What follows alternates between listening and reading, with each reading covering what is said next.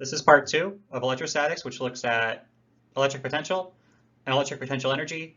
And those two variables have the same relationship that electrostatic force and electrostatic field did. So let's go ahead and get into it. So something fundamental to physics is the relationship between work and energy. So in order to get energy, you need to do work. And then energy itself, energy is the ability to do work. So potential energy is the ability for an object to do work based on its position. So here I have a piece of bread and I'm going to raise it up. I'm going to do work, at least the computer is, I'm going to do work to raise this bread up to some certain height. Okay, so work was done to raise that bread to a height of h, and now it has potential energy. So the work is force times distance. So the work was mgh, and that work was upwards. So I did mgh of work to get the bread upwards. And now as a result, it has potential energy of mgh. So we did mgh of work. Now there's mgh of potential energy, and energy is downwards. So that's potential energy. That's something that that system has. Now potential is like field. Potential is not really something that a system is going to have. Potential is a property of the space. So that height h has a potential, a gravitational potential. And if I put something there, then it'll have a potential energy based on that height. So potential is potential energy per unit mass. Kind of like field was force per unit mass, at least for a gravitational field. So it's the same sort of relationship here, which is mgh over m, and that's potential. So it is gh. We didn't really cover this in physics 1, but there is something in physics called gravitational potential, and it is gh. So that's kind of gravitational voltage, which doesn't have much application, but that's what it is. Okay, and again, potential is a property of that space. So this height of h, that height of h has a potential right there. That's not based on the mass that's there. That's kind of, if I put a mass there, it'll have a potential energy of mgh, but potential is independent of the mass. Okay, so there's the difference. Potential energy is a property of the entire system, what's in the system, and then potential is just a property of the space itself, and it will predict what happens if you put something in the space. And then here's this analogy. Field is to force because field is force over unit mass. And then potential is potential energy per unit mass. And I can't write with the mouse well, but these are M's. Here's electric potential energy. So if I have a positive charge near a positive charge, so this little charge here, it has energy due to its position. Since it's near a positive charge, it would tend to, if I just release it there, it's going to gain kinetic energy that way. So it has potential energy. And just like with gravity, I had to do mgh of work to get the object to that height. So it had mgh of potential energy. Here, I can't just put a positive charge near a positive charge. It doesn't happen naturally, so I have to do work. And the work that I'm going to do in that case, again, it's force times distance. So it's going to be electrostatic force, kq over r squared times the distance here, which is r. And you get this. So this is the formula for electric potential energy if you have two charges near each other. So this is a positive charge and a positive charge. So they both have ability to do work. Okay, so I have a positive charge. It can do work, so it has potential energy. If I just release this positive charge from rest, it's going to go down. It's going to gain kinetic energy. And electric potential energy is only positive if you have two like charges. If you have two like charges near each other, like a positive and a positive, if you release them, they're going to go away from each other. They're going to gain kinetic energy, so they're going to be able to do work here. If you have a positive charge and a negative charge, opposite charges, that's called being electrostatically bound together. They're kind of stuck together. If I release this negative charge here, it'll go towards the positive charge. It might gain a little bit of kinetic energy, but it's really not going to do any work. That's why you have a negative sign here. This is called being electrostatically bound, and that's when potential energy is negative. Okay. Now for potential. So potential energy was the property of everything in the system. You have two charges, they're stuck together, that's the property of both of them. Just like field, potential is not really a property of what's in the system, it's a property of the space that is there. So at point P, there's a potential. I don't know what's at point P, but if I put something at point P, it'll gain some potential energy based on the charge of what I put there, which is called the test charge. And again, that potential is only a property of the space. It's not a property of anything in the space. So just like potential for gravity was U over M, here our mass sort of for electrostatics is going to be Q. So you divide the potential energy by Q, and you get kq over r. So that's the potential created at a distance r from a charge. That's the potential at that point, and that's a property of that point, not a property of the entire system. Okay? And then something else about this is both for potential energy and potential. They're both scalar quantities, so they don't really have a direction because they're scalar quantities. Where force and field, those were vector quantities, so they had a specific direction with a specific angle to them. All right, so potential versus work. We looked at potential versus energy. So work and energy are basically the same thing in a way. So potential versus work work the same way. So here, potential energy was VQ. So work is also VQ. There's a negative sign here, and that's because if I do work to move a charge, this positive charge to the right near this positive plate, well, now it's going to have potential, but not in the same direction. I did work to the right to move the charge to the right. Now its potential is going to be to the left. And that's why in this case I have that negative sign, because I did work to the right, and then the potential and the potential energy are both to the left. They were opposite the work done to put the charge in that position.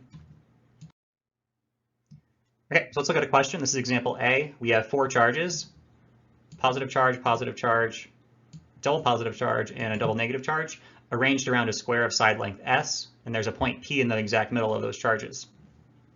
Here's a quick look at the field. Here the colors are inverted, but point P would be about here, and you can see the potential at point P would be positive, and the field would be going towards a little bit towards the negative charge, away from the positive charges. All right, part A asks for the potential at point P, which is the center of the square. Now, since this isn't a vector quantity like field was, it's pretty easy because it's just adding up kq over r for all 4 charges. And the distance to for each charge to the point, that's going to be half the diagonal of the square here. So that's going to be s root 2. That's the full diagonal. So for the distance, it's s root 2 over 2. And there's the numbers plugged in. So I have kq over distance for all 4 charges added together. Of course, the last 2 are equal but opposite, so they cancel out. So you're left with just the first 2 charges that you're adding up. And the answer is 2kq root 2 over s.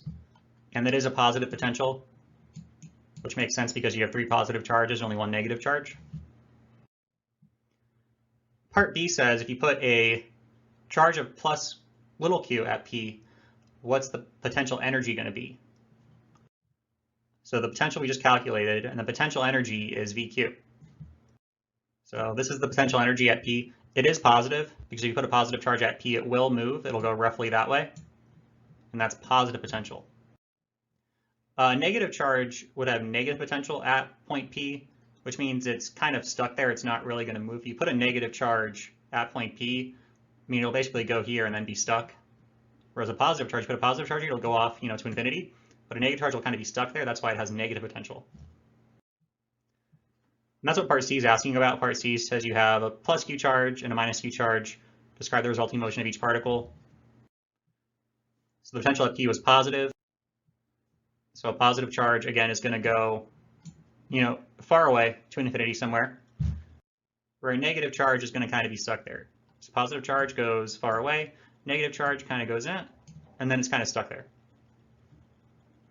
All right, equal potential lines are what they sound like. They are lines of equal potential. And they kind of just show anywhere along a line has the same potential. It doesn't take any work to move along a line, and they're drawn perpendicular to field lines. So I have these field lines here. The lines on here are not equal potential lines, they're field lines. If I want to draw equal potential lines, you just draw a line that is always perpendicular to these field lines. So that'd be one equal potential line. Anywhere along this line is the same potential. And do like one more. Again, anywhere along this line here would be at the same potential. Example B looks at using equal potential lines. So I have a couple of lines here shown with a couple of points, and it has to calculate the work to move some charges from point to point. So part A asks, find the work to move a 10 millicoulomb charge from C to D.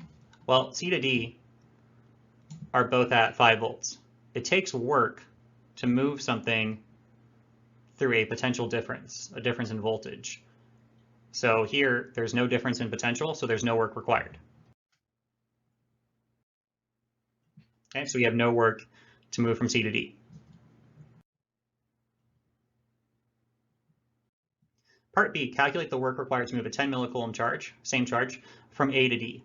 So here we're giving the charge more energy. We're moving a positive charge basically up a voltage hill. So we're going to give it more energy, because if I put a positive charge here at D, it's going to tend to move that way. It's going to gain kinetic energy. So this is positive work that we're doing. And the math is also going to yield it as a positive result. So we're going to have a positive change in voltage, 5 minus 0, times the charge, which is positive, and we get positive work. So it's positive 0.05 joules, and we've given this charge energy.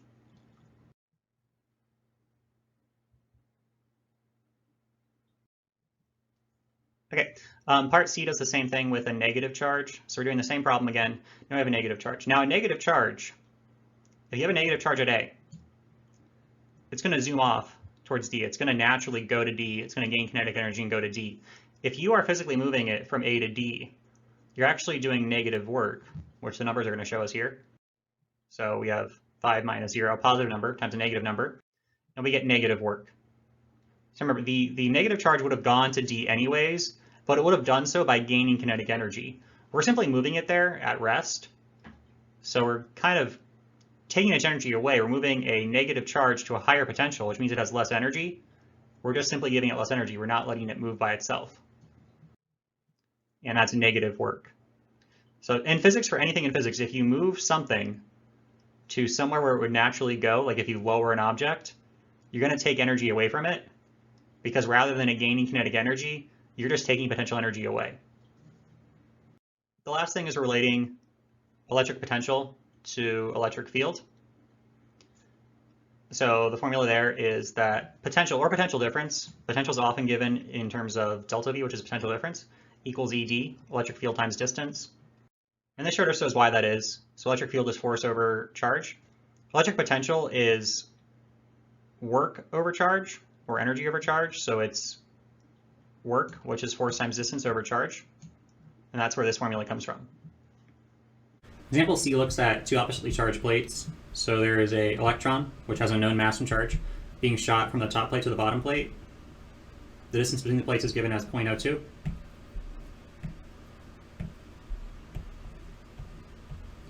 And as it goes from the top plate to the bottom plate, it speeds up from 6 times 10 to the 6 meters per second to 8 times 10 to the 6 meters per second. So it speeds up. So part A is pretty easy. If a negative charge is speeding up, that means it's moving towards a positive charge. So the bottom plate is positive. And then part B asks, what's the electric field between the plates? This is a question where we're working with difference in speeds. So we're going to use the work energy theorem, which is a common formula to use for a charge that's speeding up or slowing down. So this work here, that's the work done by a field on a charge, and that's going to be VQ. And Q is the charge of an electron, which is known. And that's going to equal tangent kinetic energy, which is 1/2 mvf squared minus 1/2 mbi squared. And we're being asked for field. So to relate here, this potential difference to field, we know that V equals ED.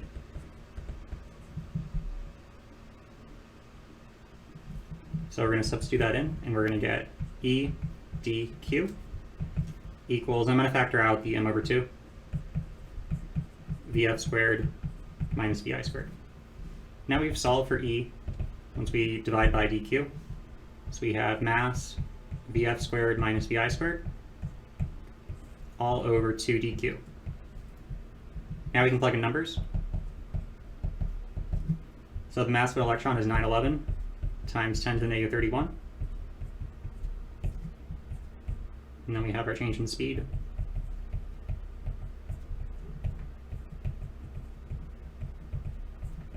Squared all over 2 dq.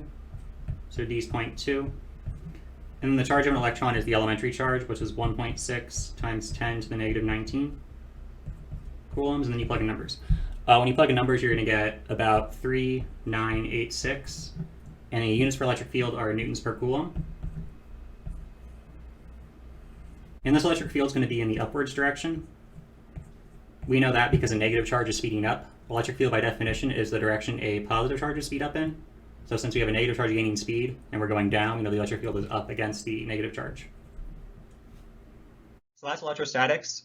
It's really important to remember the difference between all these four quantities. So force and potential energy are based on the entire system of particles. And then field and potential are properties of space. They're kind of what would happen to a particle if you put it into that space. And then field and force are both vector quantities, so they have a specific direction that they're going to go in, where potential energy and potential are scalar quantities. So make sure you know the difference between those four quantities and how to use each one, and that's electrostatics.